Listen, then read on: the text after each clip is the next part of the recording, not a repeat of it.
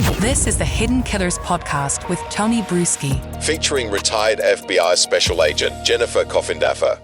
I cannot contemplate covering for anyone who'd be committing those sort of acts against any child, especially your own. And now I know we can get into the conversation of, well, it's a pattern of abuse and she's fearing him. And I don't care. I don't care. I mean, if you're being abused too, that's horrible. You're still a parent. This is your innocent child. If you know that something is going on, there should be no reason whatsoever to be covering for this person, no matter what. And I do find it extremely hard to believe, if not nearly impossible, that she is completely clueless on this. Unless she has a one hell of an ability to just stick her head in the sand and say la la la la la, and not be present in her daughter's life. But from what we understand, what she said, it sounds like they had or at least she wants to present to the public that they had a fairly close relationship, and that Maddie comes to her and talks about boyfriends and this and that. I do wonder how close that relationship really truly was. I totally agree, Tony. It just doesn't make any plausible sense. And like I said, in terms of just historical sense of cases, it just doesn't happen. The mom typically knows, especially this isn't some sort of 10,000 square foot mansion where they all lived in different parts of the house.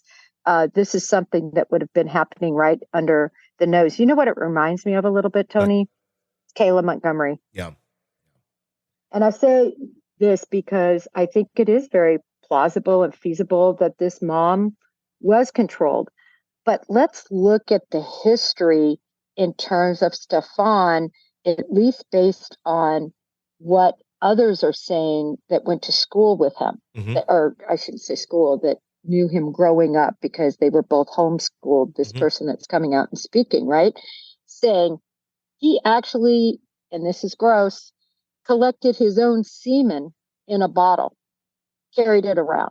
Okay, that is weird. Window peeped on this person's mother and got caught, and actually almost got shot by the father because, he didn't know it was somebody he knew until he approached him. If only he was a better shot. And well, at the time I was listening to this friend of the past speak, I thought, geez, maybe a little 13-year-old life could be saved. Yeah. But it's just, this guy, by all accounts, was really weird. And actually, I think we're going to see other people come out of the woodwork to talk about him, other relationships. I think there's going to be a lot that ends up coming out. I agree. I think that this is going to run really deep, and I find it hard to believe that this is his only victim. I'm guessing we'll find more of that as well. Going back to Jen's interview, the one with Fox 35, there was a moment in there, and this to me, it was one of the more telling sections of it. She was asked about looking for her daughter, because at the time she was missing. We didn't know she was dead, or at least the public didn't know. And asked, what are you going to go out? Are you going to look? What's going on right now? And her response was, no, I'm waiting by the phone, as if it's 1994 and we only have landlines. I question if she even has a landline. Like, why would you not be on the ground searching for your daughter? But even more so when it was said, they're looking over in this area that's wooded by the river, and they have a piece of her clothing, and dogs are searching. Her response is, yeah, I don't think they're going to find anything there.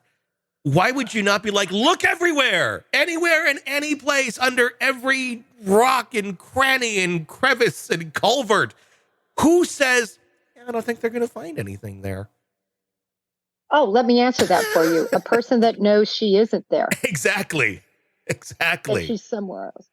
That whole conversation was how she responded, her responses, everything about her demeanor showed to me somebody who already knew what happened. Yeah. That's how I took that whole conversation. Did they plan their response, you think, of, okay, here's the story we're going to peddle, and they're just really, really bad actors? Well, he was certainly a bad actor. They really took two different approaches. Yeah. He was the sad, never made eye contact, never saw a tear, acting. That's how I took it. And then she actually was trying to talk, I think, more in I don't know, presenting some sort of reasoning behind her actions and engaging more in the questions as opposed to an emotional response. So I don't know if it was particularly planned. I think it was just their different approach to responding to a circumstance they already knew the answers to. Yeah, without a doubt. It's just disturbing that could continue on. And there was footage, especially if they both knew that she was dead, which it does appear that way. Again, neither of them, or she hasn't been charged. He's been charged as of right now with what was found on his phone. But them hugging and holding each other through this. If you knew that he killed your daughter, how are you sitting there hugging him? Or did she not know? Or is she still oblivious to this, or has her head in the sand and thinks something else happened? Or maybe there was an accident of some sort. And then, oh God, we got to play this role so we don't get in deeper trouble for abusing our child. Well, I think you sum it up well, and then add to it, Kayla Montgomery, I'm going to refer to her, when she says on the stand words to the effect, I still love him, or I still want to be with him, or something like that. These people put their own personal, the attention they seek, the quote unquote love they have, the relationship they have with that other person, well ahead of the children that are involved in their relationships. And I think we're seeing that again with her reactions and her responses. It was hard to watch, Tony. I just tried to take notes and write down the words that were said and how they contradicted. But the overall feel was they didn't care a lick about Maddie Soto. Want to listen ad-free? Want advance access to all of our interviews before anyone else?